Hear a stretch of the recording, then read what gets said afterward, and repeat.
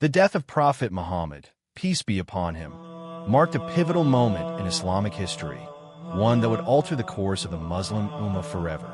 This moment, while emotionally charged and filled with grief, was also the beginning of a significant ideological debate over who should lead the Muslim community. The two primary views, Imamate and Caliphate, emerged as distinct paths to leadership, each rooted in different interpretations of Islam, the Prophet's, peace be upon him, teachings, and the nature of divine authority.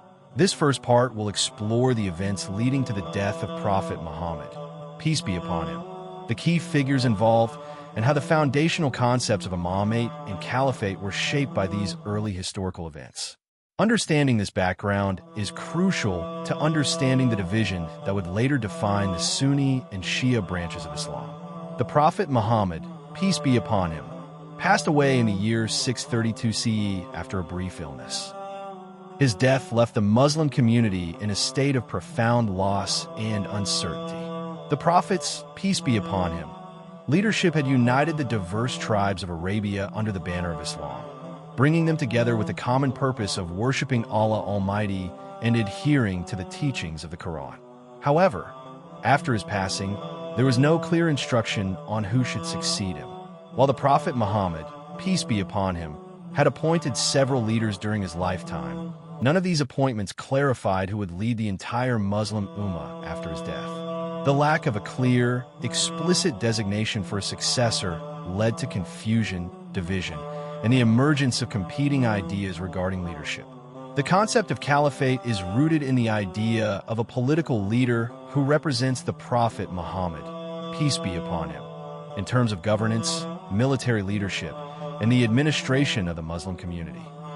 The title of caliph, from the Arabic word khalifa, meaning successor or representative, was not seen as divinely appointed, but rather as a position chosen by consensus or election.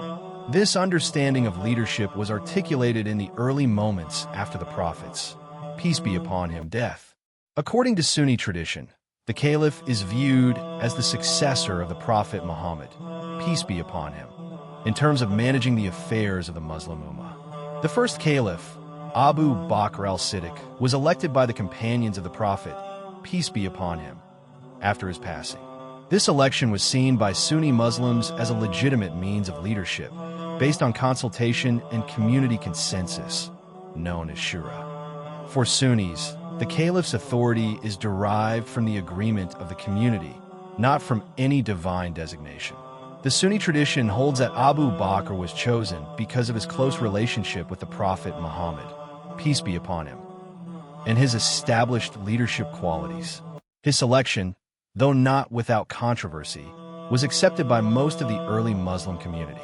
Abu Bakr's leadership, followed by the caliphates of Umar ibn al-Khattab, Uthman ibn Affan, and Ali ibn Abi Talib, was seen as a necessary continuation of the Prophet's, peace be upon him, political and social reforms. In contrast, the concept of Imamate within Shia Islam holds that leadership of the Muslim Ummah was divinely appointed. The position of Imam is not simply a political one, but carries a spiritual and religious significance.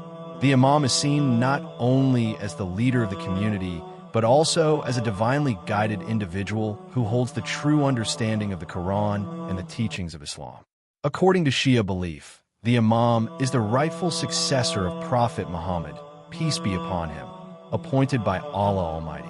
Shia Muslims believe that Imam Ali, the cousin and son-in-law of the Prophet Muhammad, peace be upon him, was designated as the first Imam by the Prophet, peace be upon him, during the event of Ghadir Qum, where the Prophet, peace be upon him, allegedly declared, "For whoever I am his Mawla, Ali is his Mawla." Shia Muslims view this statement as a clear indication of Ali's divinely ordained position as the leader of the Muslim community. The Shia interpretation of Imamate asserts that the Imam is a divinely inspired figure who possesses unique spiritual and moral qualities, including infallibility, isma, and a direct connection to divine guidance. These attributes are seen as necessary for the Imam to provide the correct interpretation of Islam, ensuring the community remains on the right path. For Shia Muslims, the leadership of Imam Ali was not merely a political decision, but a spiritual mandate from Allah Almighty, as revealed to Prophet Muhammad, peace be upon him. The disagreement over the succession to Prophet Muhammad, peace be upon him, began immediately after his death.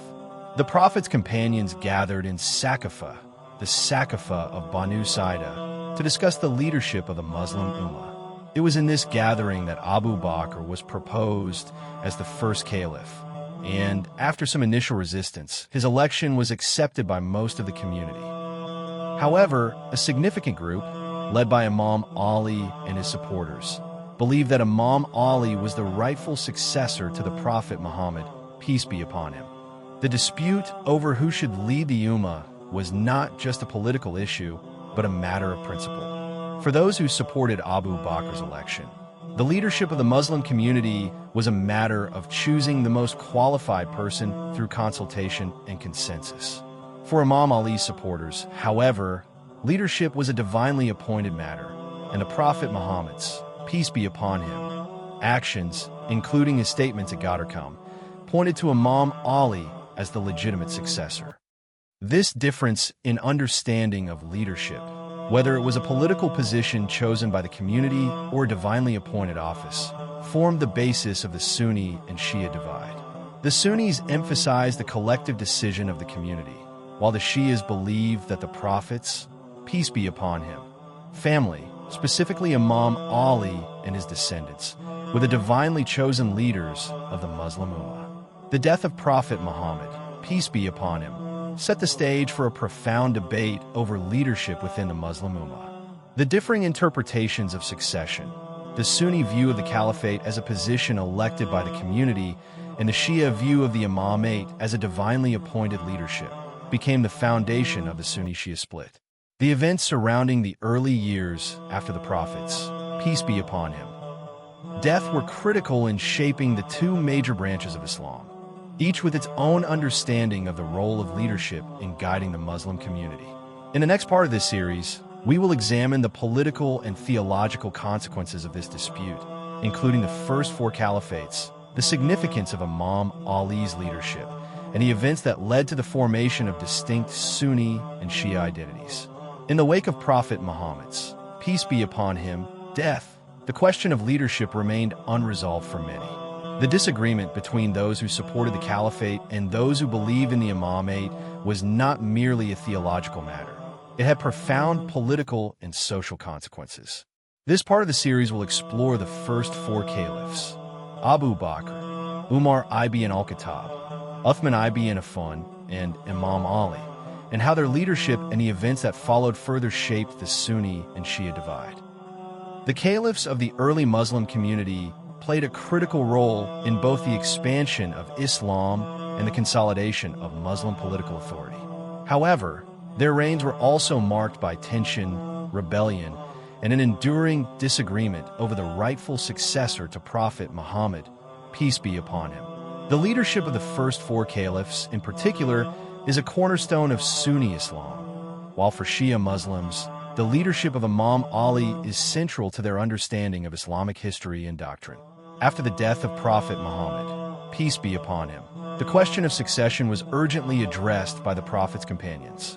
The companions, gathering at the Saqafa of Banu Saida, decided to elect Abu Bakr as the first caliph of the Muslim Ummah.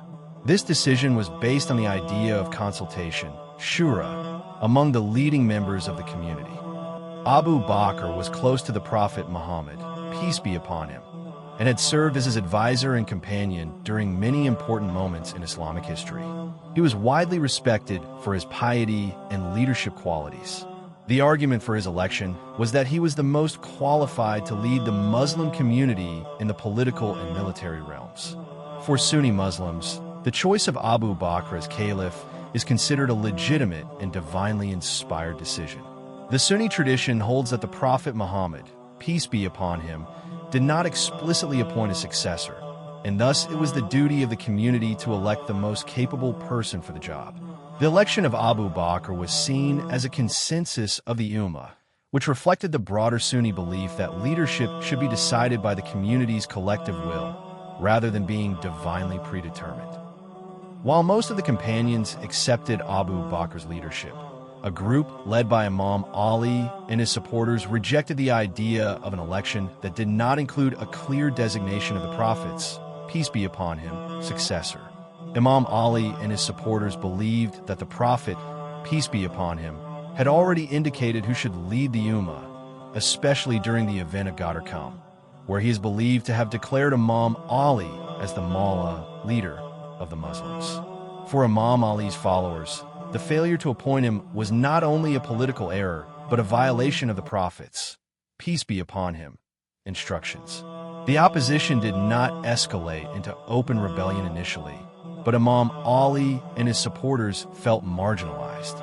They did not participate in the Saqafa gathering, and while they respected the decision, they believed that Imam Ali's leadership was divinely ordained. This marked the beginning of the Shia-Sunni divide, with Shia Muslims believing that leadership should have remained within the family of the Prophet, peace be upon him, particularly with Imam Ali, the Prophet's cousin and son-in-law.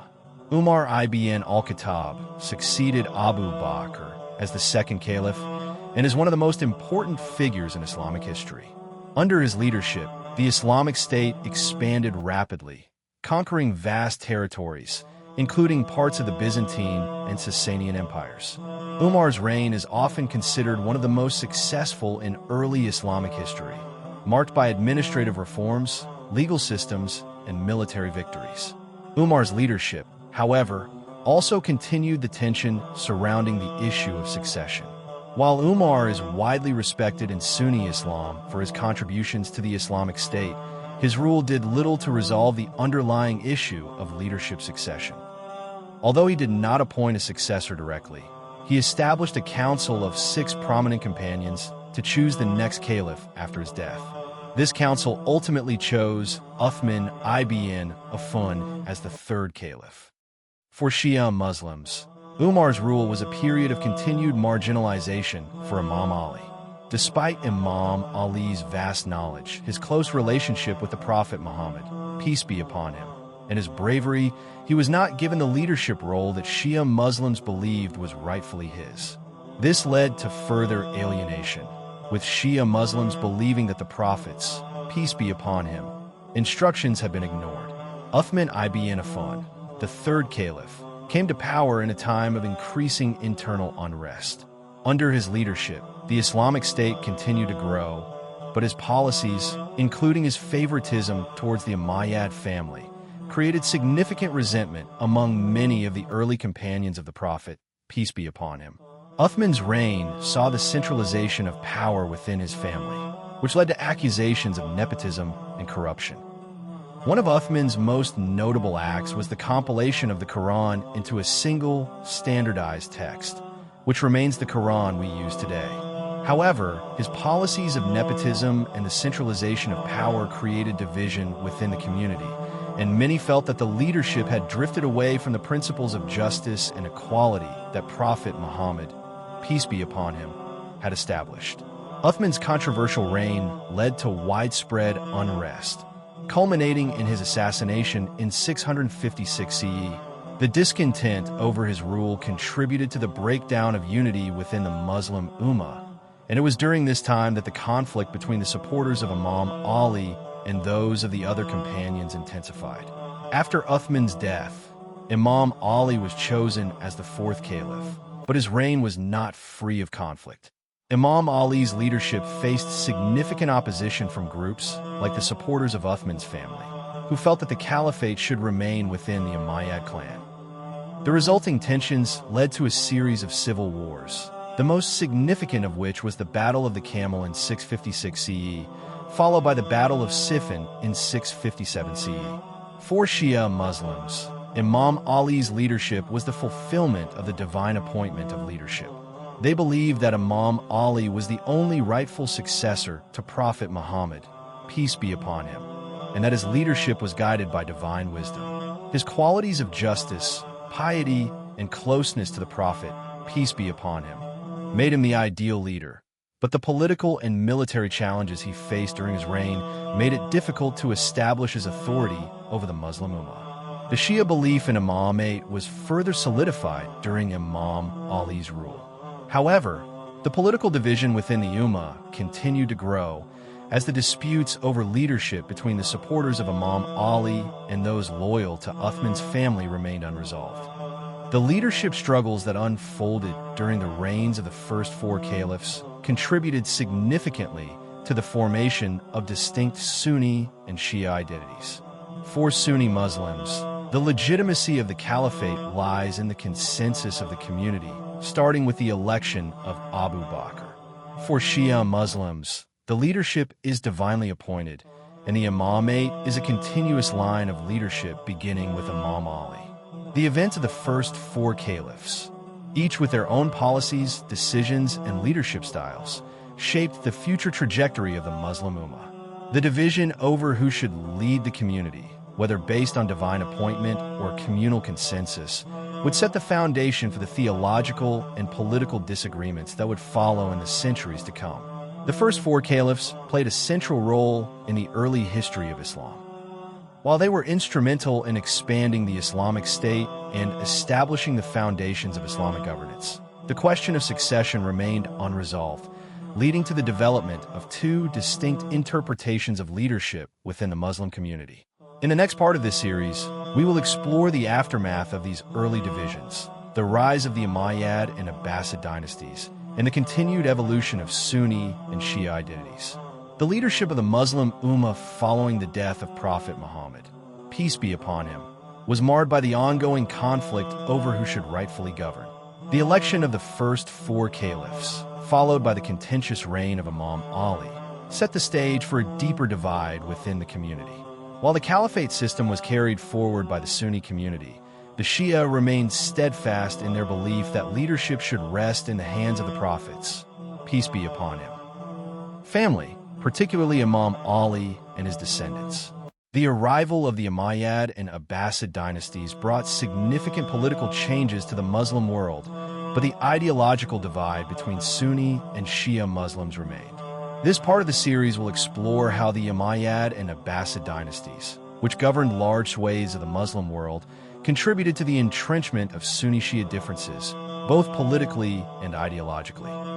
Following the assassination of Uthman ibn Affan in 656 CE and the subsequent civil wars, Imam Ali became the fourth caliph.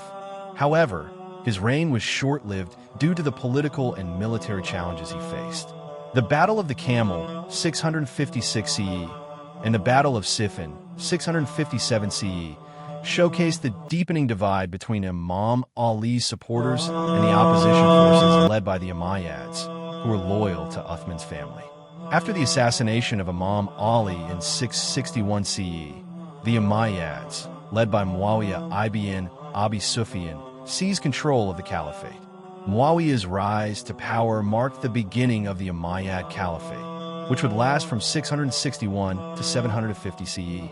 The Umayyads were the first to establish a dynastic rule, transferring power through hereditary succession, a practice that had not been present in the early Caliphate. For the Umayyads, the idea of leadership based on consensus or divine appointment was secondary to the notion of dynastic rule, where leadership was passed down through the family of the ruler. This shift in governance was seen by many as a departure from the principles of justice and equality that the Prophet Muhammad, peace be upon him, had taught. For Sunni Muslims, the Umayyad dynasty represented a consolidation of power and the continuation of the Caliphate system that had been established by the first four caliphs. The Umayyads, particularly under Muawiyah and his successors, expanded the Islamic empire significantly, conquering vast regions across the Mediterranean, North Africa, and Central Asia.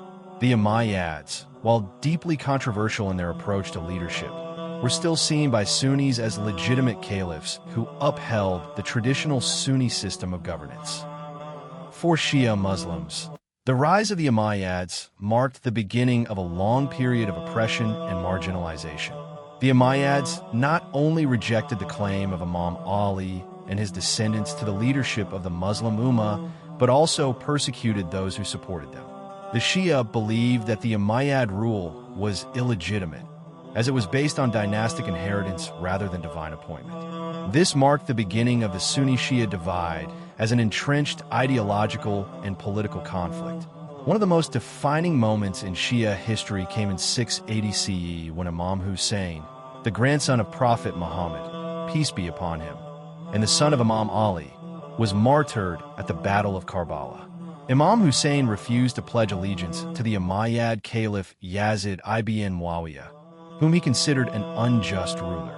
Imam Hussein's stand at Karbala was a direct challenge to the legitimacy of the Umayyad dynasty. The martyrdom of Imam Hussain and his companions at Karbala became a symbol of resistance against tyranny and injustice. For Shia Muslims, it was not just a military defeat, but a profound statement about the nature of leadership in Islam. Imam Hussein's sacrifice, in their view, was a testament to the righteousness of the Imamate and the divinely appointed role of the descendants of Prophet Muhammad, peace be upon him, in leading the Muslim community. The event of Karbala marked a significant turning point in the Sunni-Shia divide, as it solidified Shia Muslims' belief in the legitimacy of the Imamate and their opposition to the Umayyad Caliphate. The martyrdom of Imam Hussain became a rallying cry for Shia identity, and his sacrifice continues to be commemorated annually during the month of Muharram, culminating in the day of Ashura.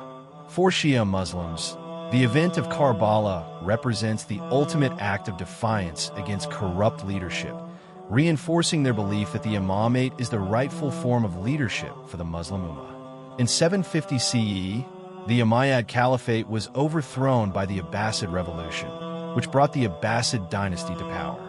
The Abbasids, who claimed descent from the uncle of Prophet Muhammad, peace be upon him, Abbas ibn Abdul Muttalib, capitalized on widespread dissatisfaction with the Umayyad regime. The Abbasids promised a return to a more just and inclusive form of leadership, which resonated with many oppressed groups within the empire, including those who felt marginalized by the Umayyads. The Abbasid revolution was not just a political shift. It had profound ideological implications. The Abbasids, unlike the Umayyads, presented themselves as champions of Islamic ideals and sought to emphasize the collective nature of leadership. The Abbasid Caliphate moved its capital to Baghdad, where it became the center of a vibrant Islamic civilization, known for its advancements in science, philosophy, and culture. However, the Abbasid rule did little to resolve the theological and political divide between Sunnis and Shias. While the Abbasids gained power in the name of justice and equality, their rule was still dynastic, and their legitimacy was rooted in political power rather than divine appointment. Shia Muslims, in particular, continued to reject the Abbasid Caliphate, believing that leadership should rest with the family of the Prophet, peace be upon him, specifically with the Imams from Imam Ali's lineage. The Abbasid era saw the further entrenchment of the Sunni-Shia divide. The Abbasid caliphs, while initially appearing more inclusive than the Umayyads, continued to suppress the claims of the Shia Imams, who were seen as the true heirs to the leadership of the Muslim Ummah. Despite this, Shia Muslims remained loyal to the Imamate, and the development of Shia thought and theology flourished during the Abbasid period. The Umayyad and Abbasid dynasties played a crucial role in shaping the political and religious landscape of the Muslim world. For Sunni Muslims, these dynasties represented the continuation of the Caliphate system and the establishment of a global Islamic empire. For Shia Muslims, however, the Umayyads and Abbasids were seen as usurpers of the rightful leadership, and their rule was a constant reminder of the failure to uphold the Prophet Muhammad's, peace be upon him, teachings regarding leadership. The ideological divide that emerged during this period would continue to shape the trajectory of Islamic history. The Sunni-Shia split, rooted in the early disagreements over the nature of leadership, remains a central issue in Islamic politics and theology to this day. The rise of the Umayyad and Abbasid dynasties not only marked a new chapter in Islamic history, but also deepened the ideological and political divide between Sunni and Shia Muslims. The Umayyads, with their dynastic rule, were seen by Shia Muslims as illegitimate rulers, while Sunni Muslims viewed them as the rightful successors of the Prophet Muhammad's, peace be upon him, Caliphate. The tragedy of Karbala and the martyrdom of Imam Hussain became a defining moment for Shia Muslims, cementing their belief in the divine appointment of the Imamate. In the next part of this series, we will explore the continued evolution of Sunni and Shia identities, particularly through the later periods of Islamic history, the rise of modern political movements, and the lasting impact of these early events on the contemporary Muslim world. As the Islamic world moved into the modern era, the political landscape continued to evolve, but the core issue of leadership within the Muslim Ummah remained as relevant as ever. The historical divide between Imamate and Caliphate did not dissipate. Instead, it intensified in some respects as the challenges of modernity, colonialism, and political revolution unfolded. This final part of the series will examine the contemporary relevance of the Sunni-Shia divide, the political implications of leadership, and the Shia perspective on who should lead the Muslim Ummah. The advent of colonialism in the 18th and 19th centuries, particularly the colonization of Muslim-majority regions by European powers, had far-reaching consequences for the Muslim world. The collapse of many Islamic empires, such as the Ottoman Empire, which had long been a symbol of Sunni power, left a power vacuum in much of the Muslim world. As European powers divided the Middle East and North Africa into colonial territories, the question of who should lead the Muslim Ummah was complicated by the advent of nationalism and the struggle for independence. For Sunni Muslims, the Ottoman Caliphate had been the central authority in the Muslim world, but after its disintegration following World War I, the idea of the Caliphate became an idealized relic of a bygone era.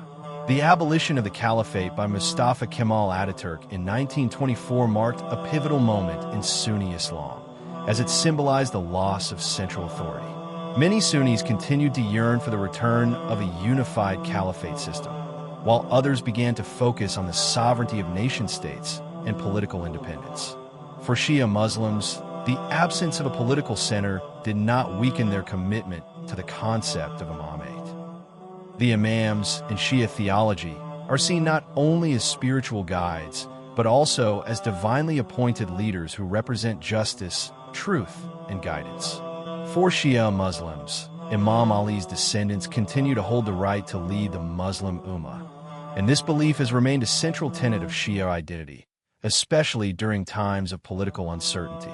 Shia scholars, particularly from the 20th century onwards, began to emphasize a form of leadership called Walayat al-Faqih, which translates to the guardianship of the jurisprudent. This concept, most notably articulated by Ayatollah Khomeini, holds that the most learned and pious Islamic scholar, specifically from the lineage of Imam Ali, should lead the Muslim Ummah.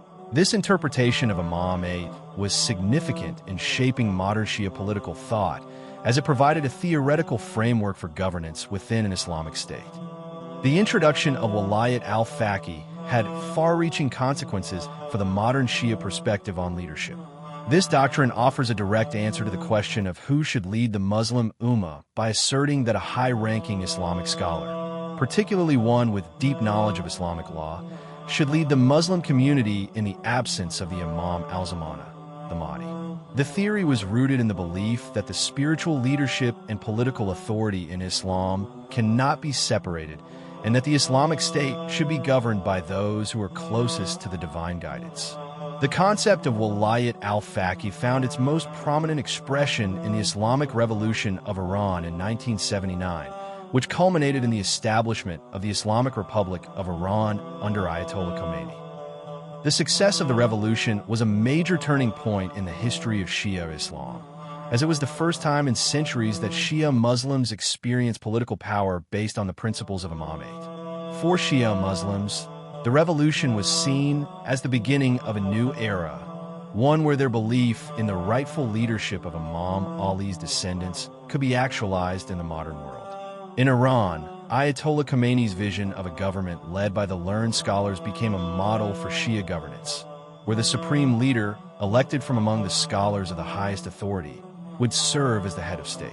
While the Iranian model is not universally accepted by all Shia Muslims, some argue for a more pluralistic interpretation of leadership. This system has nonetheless influenced Shia political thought and governance in significant ways.